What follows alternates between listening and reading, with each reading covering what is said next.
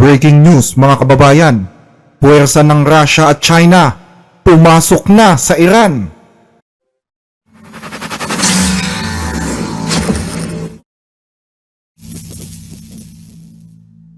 Ang dagat ng Strait of Hormuz ang pinaka-critical na choke point ngayon sa buong mundo. Lahat ay nakatingin ngayon dito dahil inaasahan na dito'y masasaksihan ng buong mundo ang salpukan ng pinakamalalakas na puwersang pandagat sa buong planeta. Ngayong buwan ng Pebrero, nakatakdang maganap sa dagat na ito ang pinakamalaking naval exercise ng Iran, ang ika-8 taunang Maritime Security Belt, kung saan magsasanib puwersa ang mga puwersa ng Iran, Russia at China para ipakita sa mundo ang posibleng kakaharapin ng sinumang bumangga sa kanilang alyansa. Inaasahan na aabot ang drill hindi lamang sa Strait of Hormuz kundi maging sa dagat ng Oman, sa dagat ng Arabia at hanggang sa Indian Ocean. Kinumpirma na ni Russian Presidential Aide Nikolai Patrushev na ipapadala na sa Iran ang kanilang mga barkong pandigma para sa pagsasanay na gaganapin sa huling linggo ng Pebrero. Nauna nang dumating sa Iran ang Russian Baltic Fleet na Stoy Corvette. Sinalubong sila ng hukbong dagat ng Iran sa pantalan ng Bandar Abbas sa Strait of Hormuz. Sumampa pa ang mga Iranian sa nasabing barko at tumanggap ng mga regalo mula sa kanilang mga Russian counterparts. Ayon sa Iranian media, ang pagsasanay na ito ay bahagi ng routine o pangkaraniwang pagsasanay ng tatlong bansa na ang layunin ay palakasin ang maritime security, paglaban sa piracy at pagpapaunlad ng search and rescue operation. Pero naniniwala ang mga eksperto na may mas malalim pa itong layunin. Ang Strait of Hormuz ay daanan ng humigit kumulang 20% ng pandaigdigang kalakalan ng langis. Kaya naman ang ganitong mga ehersisyo ay hindi lamang isang simpleng military maneuver, kundi isang malinaw na pagpapakita ng kapangyarihan. Ang IRGC Navy ng Iran ay ilang buwan nang naghahanda. Ipinapakita nila kung gaano nila kakontrolado ang daloy ng mga barkong dumadaan sa nasabing dagat at kung paano sila tumugon sa mga inaakala nilang banta sa kanilang bansa. Dumating na din ang mga makabagong destroyers ng China habang ang Russia ay nagpauna na rin ng mga dagdag na naval units bilang ambag sa gaganaping operasyon. Kapansin-pansin ang timing ayon sa mga eksperto. Nagbabala ang US Central Command na posibleng magkaroon ng sagupaan kapag dumating ang USS Abraham Lincoln Strike Group sa Middle East. Pero mas pinili pa rin ng Iran na ipagpatuloy ang ehersisyo para magpakita na rin ng deterrence laban sa lumalaking puwersa ng Estados Unidos sa Arabia. Ang lumalaking puwersa ng US, dagdag pa ang pagdagsa ng mga puwersa ng China, Iran at Russia ang lalong nagpasikip sa abala at makipot na Strait of Hormuz. Anumang maling kalkulasyon ay posibleng magsilbing mitya sa isang malawakang digmaan. Noong Martes, nagsagawa ng pagsasanay ang hukbong dagat ng Iran sa Strait of Hormuz at idiniklara ang pagsasara ng dagat na ito sa loob ng ilang oras. Live na nagpakawala ng mga missiles ang Iran bilang bahagi ng kanilang pagsasanay. Pinakawalan ang mga nasabing missiles mula mismo sa loob ng Iran at pinatamaan ang mga target sa gitna ng karagatan. Samantala, kaninang umaga, February 17, naganap naman ang ikalawang round ng usapan sa pagitan ng US at Iran. Ayaw pumayag ng Iran sa demand ng Amerika na itigil ng tuluyan ang uranium enrichment at anumang aktibidad na may kinalaman sa nuklear. Ipinagdidiinan ng Iran na hindi pwedeng alisin sa isang bansa ang karapatang magsaliksik, maglinang, gumawa at gumamit ng nuclear energy lalo pat para naman daw ito sa mapayapang layunin. Naniniwala ang Iran na ito ay likas na karapatan at pinagtitibay ng batas. Hindi ito nakabatay sa pampulitikang konsiderasyon at hindi pwedeng basta-basta suspindihin o baguhin ng sinuman. Dahil sa patuloy na pagmamatigas ng Iran, tila nagparamdam naman ng pagkainip ang Pangulo ng Estados Unidos. Ayon kay Donald Trump, dapat ay ibigay na nila sa atin yung kasunduan na dapat noon pa nila ibinigay. Kung tama ang kasunduan, hindi kami gagawa ng ganon. Pero kung titingnan, hindi pa nila ibinigay yon. Sabi nila gusto nilang makipag-usap, pero puro lang sila salita, walang aksyon. Bukod dito ay nagbigay din siya ng komento tungkol sa regime change. kung saan sinabi ni Pangulong Trump na ito nga talaga ang mangyayari sa Iran. Sa palagay ko, yun na nga ang pinakamagandang dapat mangyari. Sa loob ng 47 years, puro sila salita ng salita ng salita. Sumasabog na ang mga binti, sumasabog na ang mga braso, sumasabog na ang mga mukha. Matagal nang ganito, kaya tingnan natin kung anong mangyayari. Sa ngayon, nandoon na ang napakalakas nating puwersa at mayroon pang dagdag na lakas. Alam mo na, may bagong aircraft na malapit na ring dumating. Kaya titingnan natin kung maayos natin ito once and for all, edi mas maganda. Maliban sa USS Abraham Lincoln na nasa Middle East na ngayon, paparating na rin sa gitnang silangan ang pinakamalaking strike group ng Amerika, ang USS Gerald Ford. Kung matatandaan, ang barkong ito ang ginamit ng Amerika para i-pressure ang nooy rehimen ni Nicolas Maduro sa Venezuela. Pinapupunta na rin ito sa Middle East matapos mabigo ang unang round ng negosasyon noong February 6 dahil sa hindi na kumpletong resolusyon. Kasama ng Gerald Ford ang 3 guided missile destroyers ng US Navy, ang USS Mahan, USS Bainbridge at USS Winston Churchill. Naniniwala ang mga eksperto na ang pagdating nito ay isang simbolikong hakbang na handa ang Pangulo ng Amerika na pabagsakin ang rehimen sa Iran tulad ng ginawa nito sa Venezuela. Maliban sa Gerald Ford, 50 fighter jets pa ang ipinadala ni Trump sa gitnang silangan. Kabilang dito ang mga bagong F-22, F-35 at mga F-16. Pero tila minaliit itong lahat ni Iranian Supreme Leader Ali Khamenei. Paulit-ulit nilang sinasabi at sabi mismo ng Pangulo ng Estados Unidos na yun daw kanilang hukbo ang pinakamakapangyarihang hukbo sa mundo. Pero kahit ang pinakamakapangyarihang hukbo sa mundo ay pwede ring makaranas ng napakalaking dagok na mahihirapan na itong makabawi.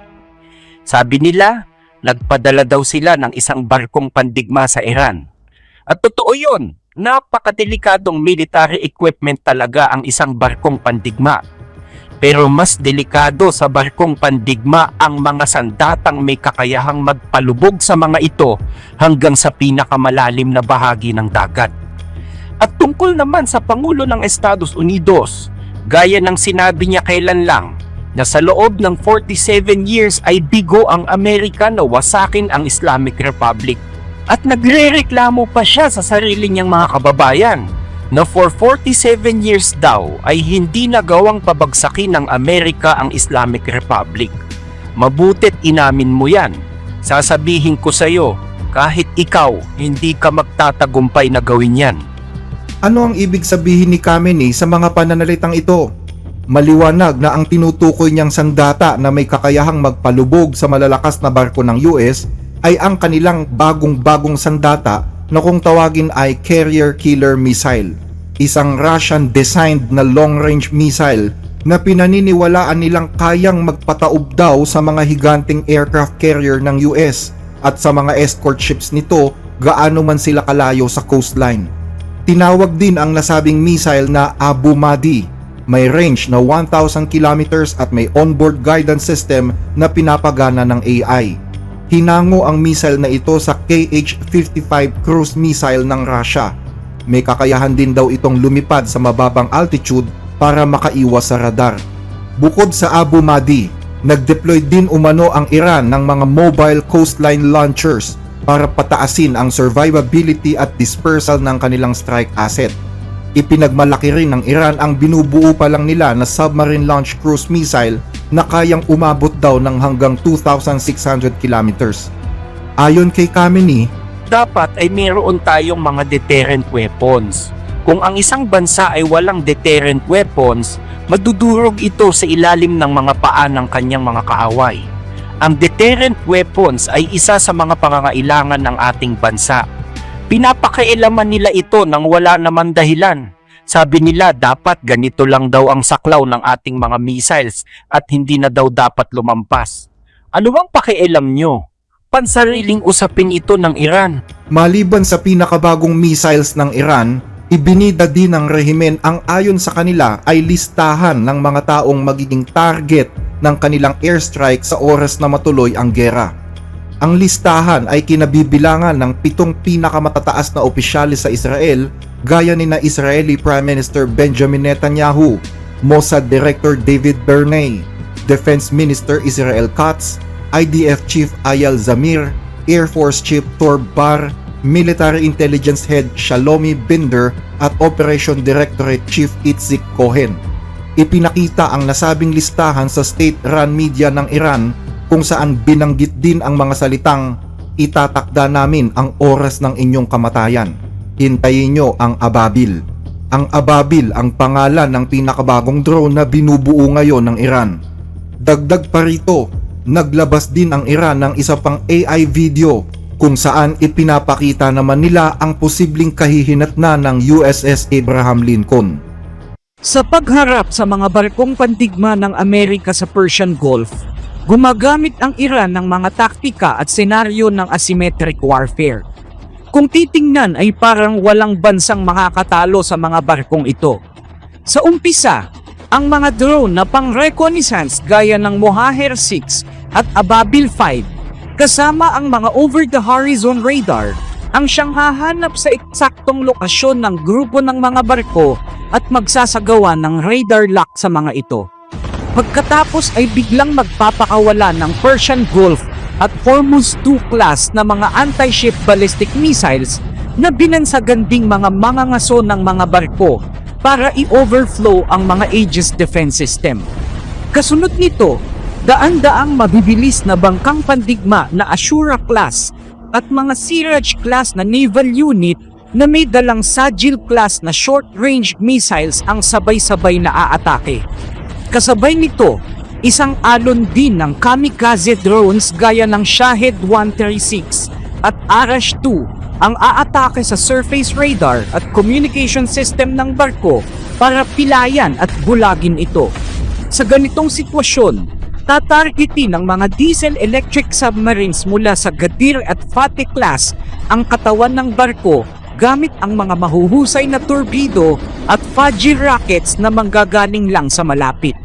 Dagdag pa rito, mabilis na maglalatag ang mga naval units ng mga sea mines gaya ng Sadaf 2 at mga bottom mines na Mahan para isara naman ang posibleng ruta na pwedeng pagtakasan ng mga barko.